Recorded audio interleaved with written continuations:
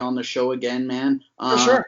And you and your fam stay safe during these crazy times. Same to you and Jordan. I hope you guys are all doing well and families are safe and healthy, and hopefully, just we got to get through this. So hopefully. Absolutely, brother. All right, we'll be in touch, man. Thank you so much.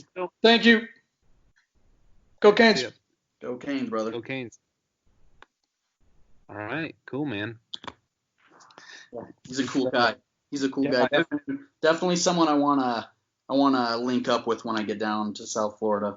Yeah, hopefully we're able to talk basketball at some point with him. So that would be a lot of fun. But we are about to talk basketball with our next guest. Is he ready? Yes, he is. Good deal. Hello. Yo, Austin, what's going on, brother? What's good? How you guys doing? Pretty good. So our second guest today is Austin Bullock, a.k.a. Austin Buckets. He is a legend on Twitter and honestly my favorite person when it comes to Heat Twitter and things like that. So thank you so much for coming on. Stop. You're making me blush. Hey, man, I love your Heat takes. And so we wanted to talk a little Canes and Heat, if that's all right. Sound good? Of course. Cool. My two first loves. So I'm assuming you grew up in South Florida. Is that correct? Yep, born and raised in the county of Dades. Okay, good deal. So always, I'm assuming this is correct, but lifelong Canes and Heat fan, right? Yep. Good deal. So yeah, I grew up in South Florida. Jordan's been here in Utah, but he knows basketball probably better than I do. I wanted to ask you a question. Can I stop you right quick? Yeah, go ahead. Did he watch The Last Dance last night? No, I did not. Haven't seen it yet. I haven't seen it. I've been protesting The Last Dance. I heard the last episode was great though. I think it's just a giant circle jerk for MJ stands. The last two episodes were perfect for Jazz fans. The last thing that Michael Jordan and his fan base needs is people fluffing him on national TV. So I'm good. No, I like that because too many of those Brown fans are starting to disrespect him. So everyone needs to relive his greatness. Good deal. Okay, so I asked you about a little bit ago. I wanted to count down your top 5 worst losses as a Heat fan. I have my top 5, but I want you to go first and let's go through some painful times together. Oh, number one, 2011 Game 6 NBA Finals. Oh my gosh! I promise, I was 12, 13 at the time. I had a big poster, the Big 3 poster. I ripped it up. I was crying. Damn, I can't believe they lost. I really thought we was going 82-0 that year. Okay, what are some of the other ones? Yeah, that's on my list. Don't worry, that's on mine too. Probably the 2016 playoffs, Game 7 against the Toronto Raptors, when Wade was by himself and Kyle Lowry got 80 free throw attempts. Yeah, that didn't make my list. I know that was probably painful. Okay, so here's my top 5. I have individual losses from playoff series, things like that as well. So for me, number 1 is the Game 7 against the Pistons in 2005, Eastern Conference Finals. It was the first year that Shaq got there, and we lost at home, and I was literally, that's still to this day the worst loss I've ever had as a sports fan. That was crushing. And then number 2 is Game 6 against the Mavericks. That was hell on earth. I didn't think that I would ever be able to live that down with people here in Utah, but I hate JJ Barea to this day. Number 3 is Game 2 of that series when we blew a 15-point lead in the fourth quarter at home. Because I think, if we win that game, I think we sweep Dallas or win in 5 games.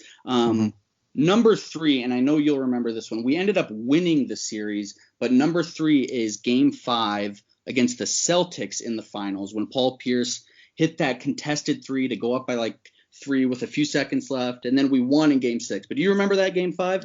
Oh yeah, definitely. I can't believe we was gonna lose to Paul Pierce. I thought the series was over. We was going back to Boston too. Oh my gosh. Yeah. Those two, that was horrible. And then the rest are combined games 3 and 4 against the Spurs the second time we played them in the finals. We won game 2 in San Antonio. We were coming back to Miami. It was tied at 1, and we got destroyed at home in games 3 and 4. And so, for at least we still have that 2006 finals and 2012 and 2013. Those were like the greatest times of my life. So another question I have is, you're a knowledgeable Heat fan. You know how to talk basketball, things like that. Is there one thing that, you're on Twitter and Heat fans, like, is there one thing that Heat fans say or an opinion that they have that's always kind of driven you crazy and it's just wrong about the Heat? Oh, you already know. When everyone says Tyler Hero's untouchable. Okay, go into that a little bit. Go into you mean that. Like a trading scenario? You mean when they say that like they won't trade him? Yeah, they won't trade him. Like they wouldn't trade him for Bradley Beal. They wouldn't trade him for Donovan Mitchell. I know you're probably a Utah fan, and that's probably not gonna happen. But Yeah, they wouldn't trade him for Donovan Mitchell, Bradley Beal, and so on and so on. I'm like, come on, the dude is only 20 years old. He hasn't proved that much. It's not like he's a rookie sensation like Luka Doncic or Trae Young or something like that. So I'd rather like trade him for like a proven superstar. No, Yeah, go ahead. So I was just gonna say I get you with that. I am a Jazz fan, and Jazz fan base has that. I mean, it might be the same as other fan bases. I feel like ours is extreme sometimes. That for the longest time it was Dante Exum, and Jazz fans are just like, oh, Dante Exum's untradeable, and it's like we're in year 6 and he's played like 112 games for us. Let's I just feel here. They remind me of baseball fans. Cause you know how baseball fans they love to hoard prospects. Yeah. Yeah. I know, Marsh, you're a Yankees fan, right? Yes, sir. Oh, unbelievable. Dude, it's like there were more Yankees fans in South Florida when I was growing up than Marlins fans. You had to search like. It's probably still like that. Yeah, exactly. Yeah, and so it's just like the Marlins are just so consistently like not even close to being relevant. So when I was a kid, they did win that World Series against the Yankees, but other than that, man, it's like I don't know. It's hard to be a Yankees fan, or it's hard to be a Marlins fan. Yeah. So I got a question for you about this year's Heat. What were your expectations going into the season? I know for me, I like free agency for me is huge for the NBA. I geek out about it. I'm always running salary numbers and thinking of the best ways to compile teams and stuff. So I definitely was expecting a lot less than Heat Twitter was from the Heat. But I think you guys got a different team than what everyone was expecting. I think Jimmy Butler's been more unselfish than he ever has been in his career.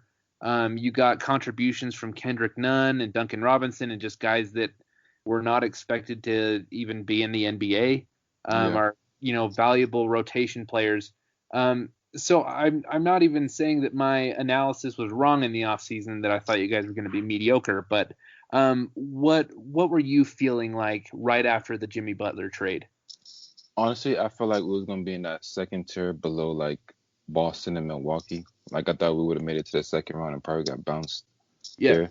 But I'll be lying if I said I expected this from Kendrick Nunn and Duncan Robinson. Yeah. Well, and that's about what I thought is I really like Jimmy Butler, but when people are saying that, he was made you guys a contender all of a sudden, I was just like slapping my, face palming, just like, you got to be kidding me. Yeah, we're not contender yet. We're right below that tier. I do think you guys are one piece away, and Pat Riley, who I can't stand Pat Riley, but I have a lot of respect for How him. could you hate the Don? Like the Godfather. Come on, exactly. As a Heat fan, I'd like him. I respect him. He's amazing at what he does. I'm not gonna hold you. From 2016 to 2018, I hated him so much for letting D-Wade go, but I forgave him. Yeah, and I feel like he's one of those guys where if he's on your team, you love him, but if he's not, then you can't stand him. And so, but I definitely think he's one of the more brilliant minds in the NBA. He's always pulling something out of his hat that to piss off the rest of the NBA, and assembles these really solid teams from a seemingly like irreparable cap sheet. I actually did a like a general manager simulator over the off season, and I had the Heat's salary cap. So I was trying to like make moves with these other dudes, trying to fix the Heat's cap sheet, and that thing was ugly. So the fact that, and there wasn't a lot of talent. So the fact that Pat Riley pulled a second round playoff team out of that horrible cap sheet is pretty amazing. Yeah, I give him his props for that. Dion Waiters, Tyler Johnson, James Johnson, Hassan Whiteside. Yeah, it was bad. Yeah, dark times as a Heat fan. Yeah, and I mean, even the Kelly Olynyk deal isn't great. Geez, and I mean, Goran Dragic, he can still contribute, but he's overpaid at this point in his career, so it's just tough, man. Yeah, definitely. That's why I was a part-time Bulls fan at the time. Yeah. Wherever D-Wade went, I went. Yeah. Exactly. Okay. Let me ask you one more Heat question before we move on to the Canes. Who is what do you think happens next year in free agency? Like realistically, who is someone that we can that you can see us getting? The Heat. What, this summer of Giannis, or you mean like July right now? No, next year, next summer, because 2021 is when all the big free agents are coming out, right? Yeah. Okay, so who do you realistically see the Heat getting? Probably Victor Oladipo, because he's been wanting to play here for since 2015. Ever since he developed that relationship with D-Wade, and his mom lives down here, all his trainers are down here. Not to mention Jimmy Butler is one of his close friends. I see us going after him, but we're gonna go after Giannis first. He's probably plan B or plan C on our list. Okay. I mean, sorry, go ahead, Jordan. I was just gonna say, I like you, Austin. You're dude, you know your stuff when it comes to the NBA. I love it, man. I think you make me blush. Don't make my mom see me blush. He's the guy when it comes to Heat Twitter. For sure. I usually deal with I guess Heat fans aren't terrible with this, but you get a lot of Lakers fans out here that. Oh my gosh! Question like that, you just the worst thing to ever happen is LeBron fans and Lakers fans joining forces. See, that I could agree with. I'm a LeBron guy, but I could agree with that, dude. Lakers fans are okay. I have Lakers friends out there. No disrespect if we're tight, okay? But Lakers fans are the worst fans in sports, man. They are so stupid, and they think that you can just materialize championship teams out of thin air. And they're the type of people that they're like, oh, we'll trade you Jason Hart for Donovan Mitchell straight up. Hart has a lot of potential. The other day I saw Kyle Kuzma for a Devin Booker trade. I'm like, why on earth would the Suns do that? Exactly, dude. The Lakers are the most entitled fans in the world. They just, oh my gosh, they think that every single trade is the rights to Marc Gasol for Pau Gasol. They're just so stupid, man. I mean, but anyway. I love it, man. Yeah, hey, man, Victor Oladipo is a great choice. Going over the list right now, I'd agree with you. I thought for a second, Austin, you hyped me up a little bit too much. I thought for a second that we could be getting Donovan Mitchell. I could literally see that happening. I love Donovan. Mitchell's going to be a restricted free agent, though. I'm pretty sure the Jazz will control him for at least another 6 years. Yeah, unless he pulls up Porzingis and demands a qualifying offer. Yeah. So he can opt out the following year.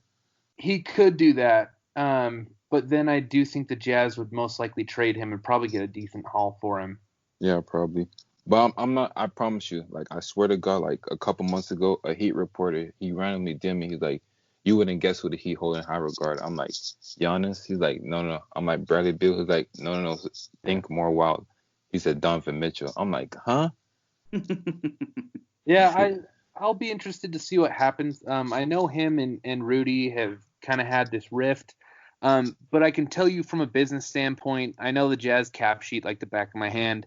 The Jazz will, unless Donovan Mitchell makes it very clear that he does not want to play in Utah and throws a fit. Yeah. The Jazz will choose Mitchell over Gobert. Oh, definitely.